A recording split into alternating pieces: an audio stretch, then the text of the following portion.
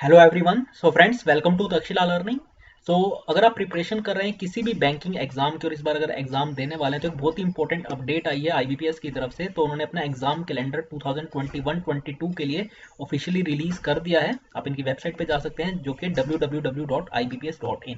तो उसी पर हम बात करेंगे आज की इस वीडियो में कि क्या टेंटेटिव डेट्स रहने वाली है RRB PO clerk, IBPS PO clerk, SO के एग्जाम्स की, और आप किस तरीके से इसके लिए अप्लाई कर सकते हो और कैसे आप इसकी प्रिपरेशन करें। तो वो सब हम आज की इस वीडियो में बात करने वाले हैं।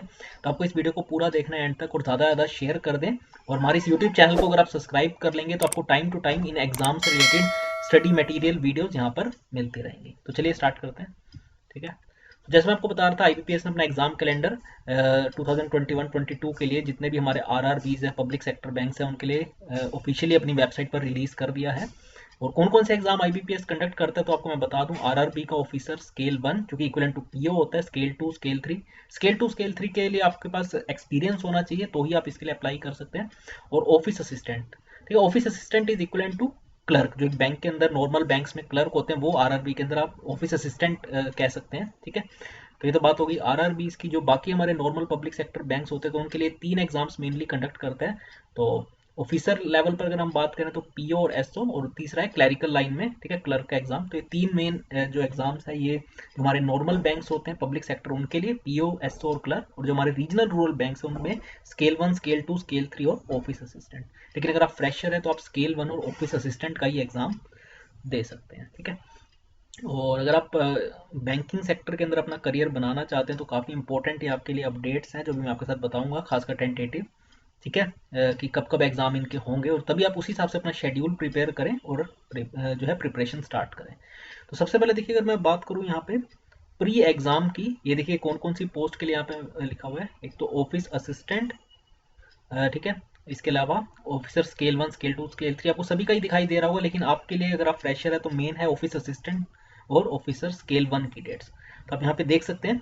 आपका देखिए जो एग्जाम होगा प्री का वो स्टार्ट हो जाएगा 1 अगस्त 2021 को है, फिर 7 अगस्त 2021 को, फिर 8 अगस्त, ठीक है, फिर 14 अगस्त और फिर है 21 अगस्त। ठीक है, तो ये देखिए इसकी प्री एग्जाम की डेट्स हो गई। ये तो बात हो गई ऑफिसर, ऑफिस असिस्टेंट और ऑफिसर स्केल 1।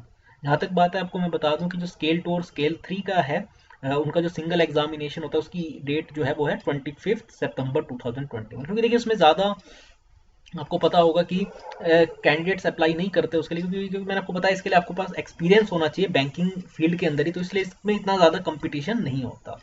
ठीक है ना, तो इसलिए एक ही दिन इसका एग्जाम हो जाता है। लेकिन जो फ्रेशर्स के लिए है ऑफिसर स्केल 1 और ऑफिस असिस्टेंट, तो उसमें काफ़ी सारे एस्पायरेंट्स अप्लाई करते हैं इसके लिए, और इसके लिए इसे काफ़ी मल्टीपल शिफ्ट्स में इसको एग्जाम को भी कंडक्ट करना पड़ता है। तो आप देख सकते हैं टेंटेटिव डेट्स 1 अगस्त, 7 अगस्त, 8 अगस्त, 14 अगस्त और 21 अगस्त। ठीक है, फिर जिसका मेंस का एग्जाम होता है वो देखिए ऑफिसर स्केल 1 की जो टेंटेटिव डेट है वो 25 सितंबर है।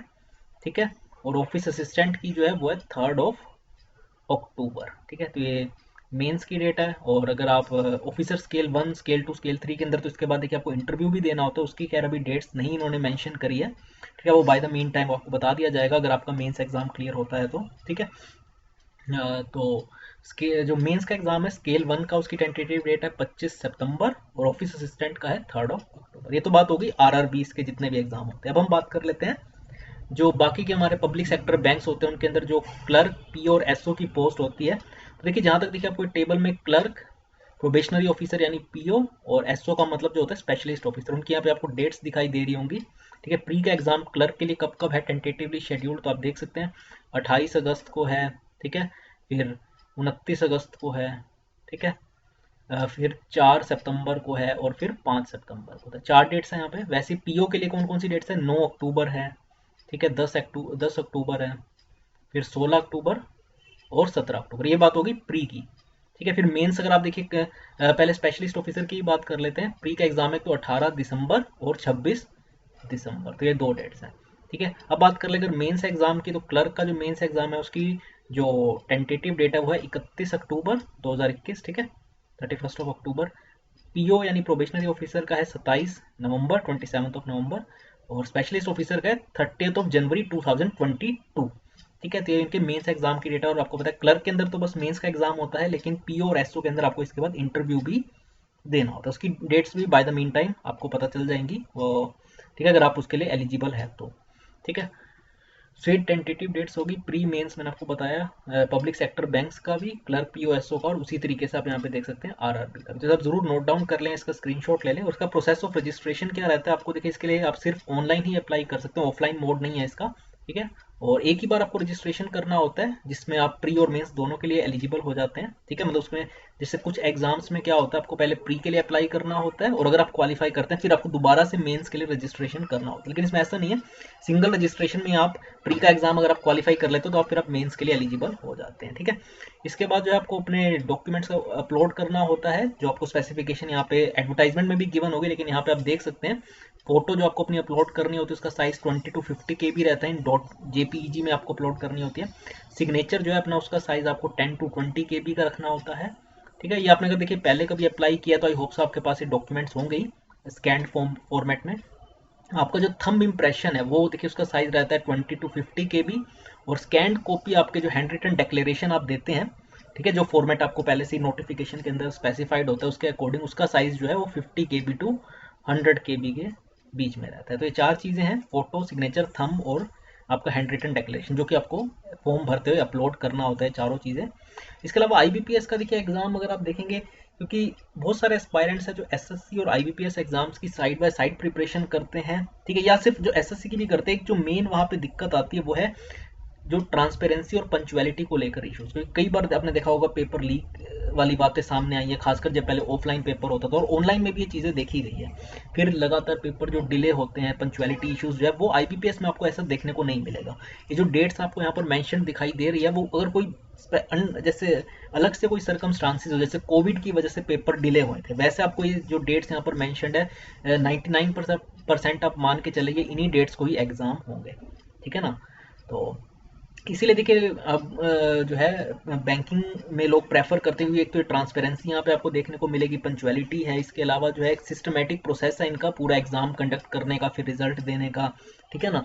तो इसलिए जो है बहुत सारे एस्पायरेंट्स जो इसको प्रेफर करते हैं बैंकिंग को ओवर एसएससी या रेलवे, ठीक है। तो बिल्कुल स्टार्ट से लेके ज्वाइनिंग तक इनका जो प्रोसेस है वो पूरा सही क्लियर है, ठीक है। और ये अपना जो है फिर ये रिजल्ट जो है फाइनली फिर डिक्लेयर कर देते हैं, ठीक है, नए फाइनेंशियल ईयर पर, यानी 1 अप्रैल को जो है ये सारे रिजल्ट्स डिक्लेयर कर दिए जाते हैं।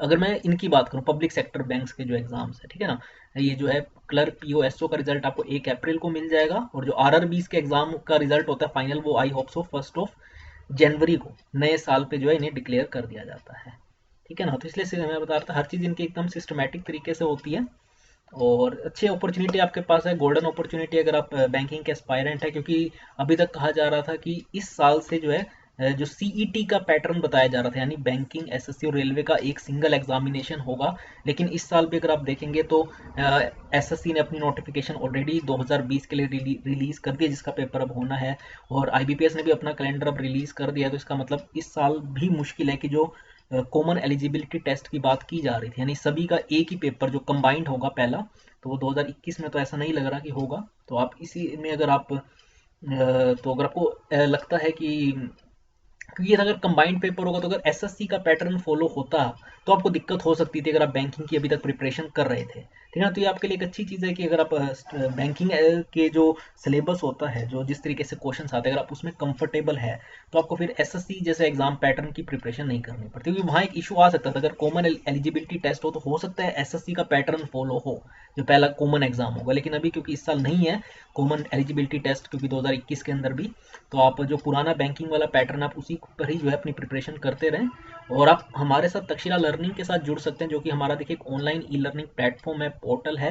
अगर आप हमारी वेबसाइट पर भी विजिट करेंगे जहाँ पे आपको एक कंप्लीट सॉल्यूशन मिलेगा, अगर आप इनमें से किसी एग्जाम की भी प्रिपरेशन कर रहे हैं, SBI, IBPS, PO, clerk, RRB, RBI grade B, इसके अलावा खुद आरबीआई ग्रेड बी की भी नोटिफिकेशन आउट है, फिर इंश्योरेंस, एसएससी, रेलवे एग्जाम, इनमें से किसी की भी प्रिपरेशन कर रहे हैं तो आपको यहाँ पे पूरा कंटेंट मिलेगा, जिसमें एक तो ऑनलाइन वीडियो लेक्चर्स मिलते हैं बैंक, पीओ, क्लर्क के, ठीक है, जिसमें सारे आपके एग्जाम्स कवर्ड होंगे, इसमें आपको रिकॉर्डेड प्लस लाइव दोनों ही रहेगा, ठीक है। इसके अलावा ऑनलाइन स्टडी मटेरियल मिलता है ई बुक्स की फॉर्मेट में, ठीक है। इसमें अलावा आपको टेस्ट सीरीज मिलेगी ताकि बिल्कुल एग्जाम के फॉर्मेट में, ताकि आप प्रिपरेशन कर सके with detailed analysis and explanation. इसके अलावा आपको फैकल्टी सपोर्ट मिलता है, 24/7 आपका व्हाट्सएप ग्रुप बनाया जाएगा ताकि आप अपनी क्वेरीज को इंस्टेंटली रिजॉल्व करा सके। आपको क्विजेज दी जाएंगी प्रैक्टिस के लिए, डेली आपके साथ करंट अफेयर्स लाइव फॉर्मेट में डिस्कशन किया जाता है, क्योंकि आपको पता है जो जनरल अवेयरनेस का सेक्शन आता है बैंकिंग एग्जाम से, उसमें मेजोरिटी ऑफ क्वेश्चंस जो है वो करंट अफेयर से ही आते हैं, और हम चाहते हैं कि आप साइड बाय साइड ही इनकी प्रिपरेशन करें। तो वो हम डेली बेसिस पर आपके साथ डिस्कस करते हैं। आपको जॉब अलर्ट्स और नोटिफिकेशन, जैसे कोई भी जॉब का नोटिफिकेशन आता है अलर्ट, तो हम वो भी आपके साथ डिस्कस करते हैं। ठीक है, तो ये सब चीज़ें आपको यहाँ पर मिलेंगी, तो आप ज़रूर हमारे साथ जुड़ के प्रिपरेशन भी कर सकते हैं। ठीक है, मैंने आपको डिटेल बताई दी, आप हमारी वेबसाइट विजिट करेंगे तो आपको हर चीज़ क्लियर हो जाएगी। तो मेन जो रीज़न था इस वीडियो को बनाने का था वो था आपके साथ एक बार मैं कैलेंडर डिस्कस कर लूँ, ताकि आपको एक टेंटेटिव डेट्स अगर पता होंगी तभी आप देखिए उस हिसाब से अपनी प्रिपरेशन को एक तरीके से स्ट्रेटेजाइज कर पाएंगे। ठीक है, तो बने रहे इसी तरीके से हमारे साथ, हमारी वेबसाइट भी विजिट करें, हमारे इस यूट्यूब चैनल को भी सब्सक्राइब करें। और आज की इस वीडियो में इतना ही फ्रेंड्स, थैंक्स अ लॉट।